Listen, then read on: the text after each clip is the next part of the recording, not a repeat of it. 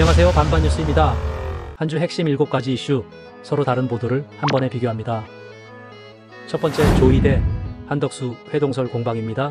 사기극 규정인가? 거리두기 전략인가? 조이대 한덕수 회동설을 둘러싸고 정치권이 거세게 충돌하고 있습니다. 조선일보는 장동혁 국민의힘 대표가 민주당이 조작된 음성 파일로 국민을 상대로 사기극을 벌였다며 사법부 장악을 위한 음모라고 비판한 발언을 전했습니다. 그는 민주당을 반헌법적 집단이라 규정하며 강하게 몰아붙였습니다. 반면 한겨레는 민주당이 회동설에서 한 발 물러서며 최초 거론자가 직접 해명하라고 선을 그었다고 보도했습니다. 그러면서 이재명 대통령 상고심과 재판 지연 문제 등 보다 분명한 쟁점으로 초점을 이동하는 모습이라고 전했습니다. 정리하면 조선일보는 민주당의 의혹 제기를 조작된 공작구로 강조했고, 한겨레는 민주당 내부의 전략 변화와 정치적 혼선에 주목했습니다. 둘째, 통일교 당원 논란, 숫자 해명과 입당 시기 비공개, 특검 고발 예고가 갈립니다. 국민의힘과 통일교 당원 논란이 다시 주목받고 있습니다. 한겨레는 특검이 압수수색으로 확보한 통일교 당원 12만 명단과 관련해 국민의힘이 정상적인 숫자라고 해명했다고 전했습니다. 하지만 언제 입당했는지 책임 당원인지 등 핵심 정보는 밝히지 않았다고 지적했습니다. 반면 MBN은 국민의힘이 당원 입당 시기는 민감한 개인정보라며 공개하지 않았다고 보도했습니다. 특검이 강제적으로 압수수색을 집행했다며 위법성을 주장하고 고발을 준비 중이라고 전했습니다. 정리하면 한겨레는 숫자가 문제없다는 국민의힘 해명에 초점을 맞췄고, MBN은 입당 시기 비공개와 특검 고발 예고에 무게를 두었습니다. 셋째, 조이대 한덕수 회동설 새 증거 부재 메시지 혼선 vs 즉각 법적 조치. 조이대 한덕수 회동설 두 언론은 어떻게 봤을까요? 경향은 새 증거 없이 공방이 이어진다고 전합니다. 의혹 제기가 거칠고 메시지가 엇갈려 역풍이 날 수 있다고 짚습니다. 당내에서도 이제는 정리가 필요하다는 말이 나왔다고 덧붙입니다. 반면 한겨레는 국민의힘의 법적 대응에 초점을 맞춥니다. 의혹을 제기한 의원들을 고발하겠다는 계획과 시점을 구체적으로 전합니다. 조이대 대법원장에 만난 적도 논의한 적도 없다는 부인 입장도 함께 싣습니다. 정리하면 경향은 의혹 제기의 방식과 혼선을 강조하고, 한겨레는 법적 조치를 전면에 둡니다. 넷째, 이종섭 첫 소환, 수사 쟁점 정리와 현장 스케치의 대비입니다.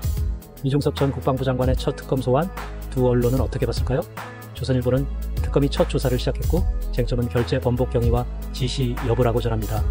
여러 차례 조사가 이어질 수 있고 10월 중 수사를 매듭 지을 수 있다는 전망을 함께 전합니다.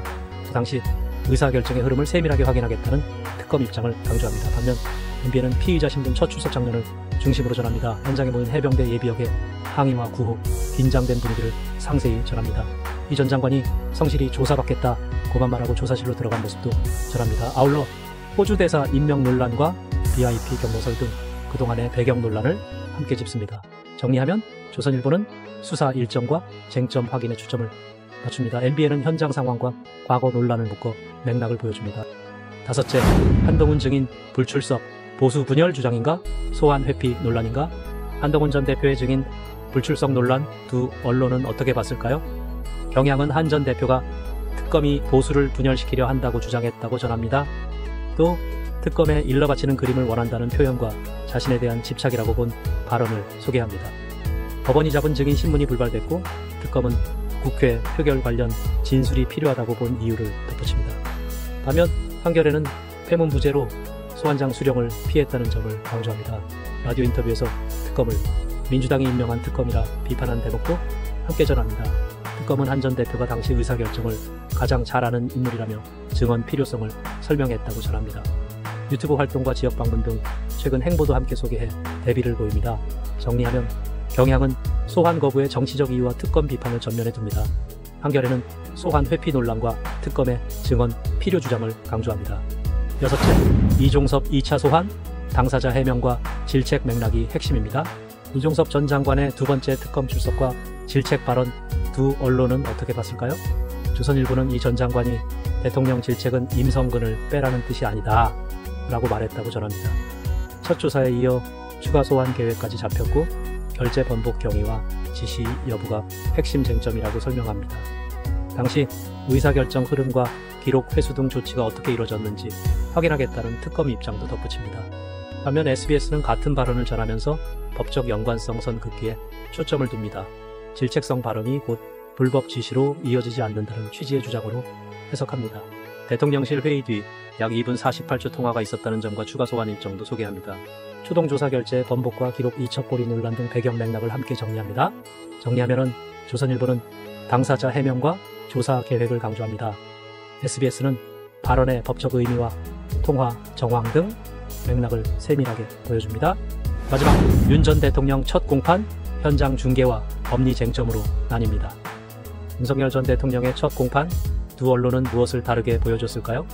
SBS는 법정 중계 허용을 첫머리에 놓습니다. 재판 시작 시각, 피고인석의 모습, 모든 공소사실 부인 입장까지 현장 진행을 따라갑니다. 이어 같은 법정에서 열리는 보석 신문 여부와 중계 비허용 사실을 짚어 절차의 흐름을 전합니다. 즉, 시각적 정보와 현장감으로 법정에서 지금 무슨 일이 벌어지는가를 강조합니다. 반면 연합뉴스는 공소사실의 내용과 법리 공방에 초점을 맞춥니다. 특검의 PPT 설명, 방해, 직권, 남용, 계엄, 문서 논란 등 쟁점 목록을 구조적으로 정리합니다. 변호인단의 정치적 기획 기소 주장과 관할 이중 기소 논점까지 담아 반론을 균형 있게 배치합니다. 재판부가 주 1회 이상 신속 재판을 예고했다는 운영 계획도 함께 제시합니다. 정리하면 SBS는 보여준 것에 집중해 공판 중계와 현장 분위기를 살렸고, 연합뉴스는 따진 것에 집중해 혐의 구조와 법적 쟁점을 촘촘히 설명했습니다. 7가지 이슈를 빠르게 훑어봤습니다. 어디가 더 설득력 있었나요? 댓글, 구독, 좋아요 부탁드립니다.